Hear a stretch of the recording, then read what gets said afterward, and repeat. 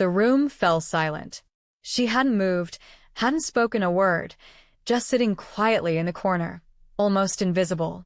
But when the Navy SEALs, battle-hardened and unshakable, suddenly rose to their feet in perfect unison, saluting her, everyone else froze. Who was she? And why would the most elite warriors in the world show such respect to someone who seemed so ordinary? The mess hall buzzed with the kind of energy only elite warriors carry. The clang of metal trays, the low rumble of laughter, and the sharp edge of voices recounting near-impossible missions filled the room. Navy SEALs, men trained to operate in shadows, capable of breaking enemies with precision, were scattered around the tables. To an outsider, it was an intimidating sight, a gathering of legends in uniform. And yet, in the far corner of the room, sat someone who seemed entirely out of place. A woman, quiet, still, and unassuming. No rank insignia on her chest, no decorations to announce her story. She wasn't laughing with the others, wasn't speaking at all. If you hadn't looked twice, you might have assumed she was simply waiting for someone, a visitor accidentally seated among warriors. But then it happened. One by one, chairs scraped against the floor. The SEALs stood, not casually, not in a distracted way, but with sharp, deliberate precision. And then, in perfect unison, they raised their hands in salute. The entire room fell silent. No one else understood. The visitors present, the junior personnel nearby, even the officers at the head table, all froze, caught in the gravity of the moment. The respect radiating from these hardened men wasn't commanded by rank or duty. It was personal, deep, unshakable.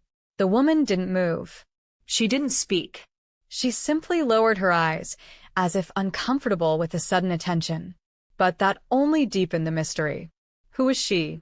Why would the most elite warriors in the world, men who rarely bowed to anything outside their code, rise to honor someone so quiet, so ordinary in appearance? The answer, as the story would unfold, was far from ordinary. For behind her silence lay a history written in sacrifice, in unrecorded battles, and in loyalty that stretched far beyond medals or recognition. She carried no weapon in her hands, but her actions had armed these men with courage. She wore no uniform, but her presence carried weight heavier than stripes or stars. And as the room held its breath, it became clear. This wasn't just a gesture. This was a story, one that had been waiting to be told. Long before the salute, before the silence in that room, she lived a life far from the spotlight. To most, she was invisible, a figure who didn't seek recognition, didn't wear her story on her sleeve. But to the SEALs, she was a cornerstone, a name spoken in hushed tones, a memory tied to missions they might not have survived without her. Her name was Anna. Years earlier, when the wars were at their peak, Anna wasn't on the front lines with a rifle in her hands. She wasn't in the sky dropping into hostile territory or beneath the waves on clandestine approaches.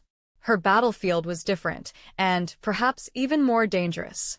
She worked in intelligence, embedded with special operations teams overseas. Her role was never meant for glory. She sifted through intercepted messages, coded transmissions, and fragments of data that didn't make sense to anyone else. Where others saw noise, Anna saw patterns, hidden threats, enemy traps waiting to snap shut, ambushes that could have erased entire SEAL teams. And she was relentless. There were nights when she stayed awake for 72 hours straight, eyes burning from fatigue, ears ringing from the constant hum of equipment. But when a mission was hanging in the balance, Anna refused to stop.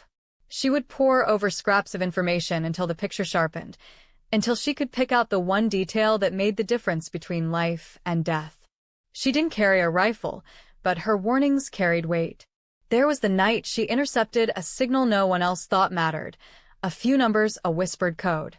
She saw it for what it was, the coordinates of an ambush. The SEALs changed course at the last moment, avoiding a trap that would have swallowed them whole. And there was the time when an entire mission was about to be scrubbed because the intel didn't add up. Command hesitated. The risk seemed too great. But Anna, calm, steady, said, "Go." She had seen something in the data that no one else did.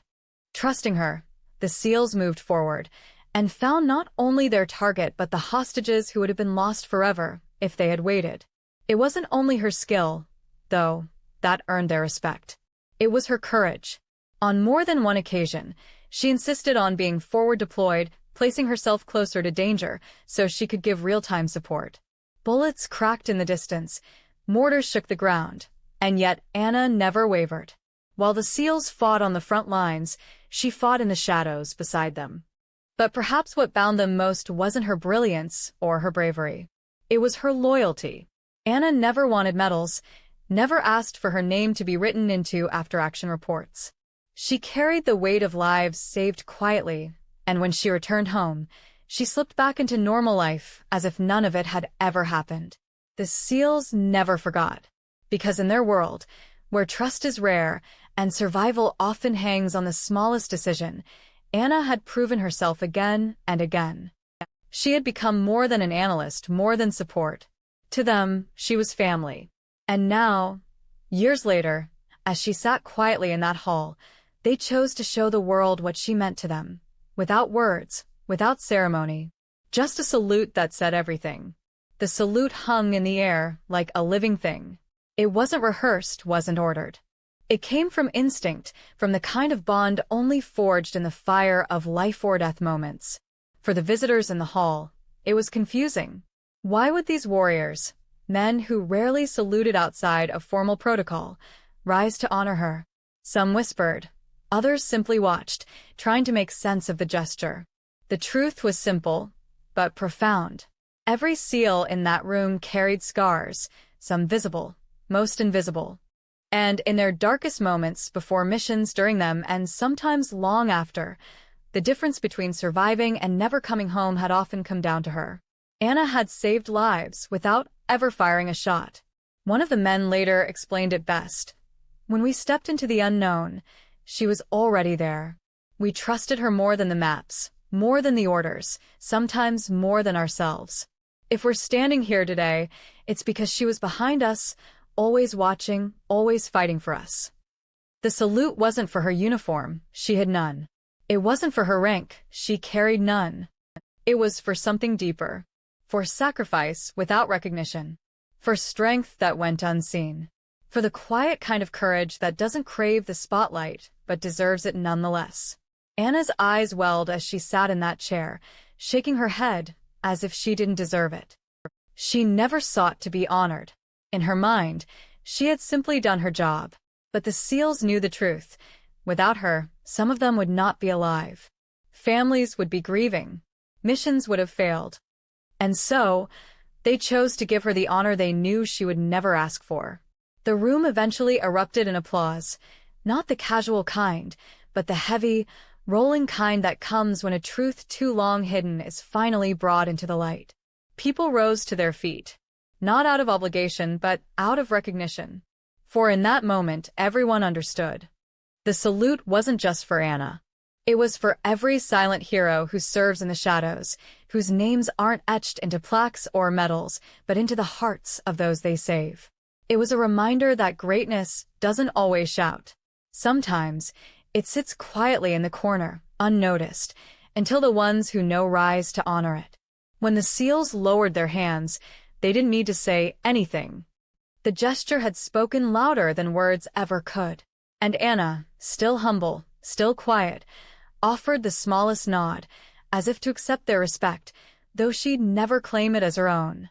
The mystery was answered. The salute explained. And the story left behind was one that would echo far beyond that room, a testament to unseen courage, unspoken loyalty, and the powerful truth that sometimes the quietest person in the room carries the greatest weight of all.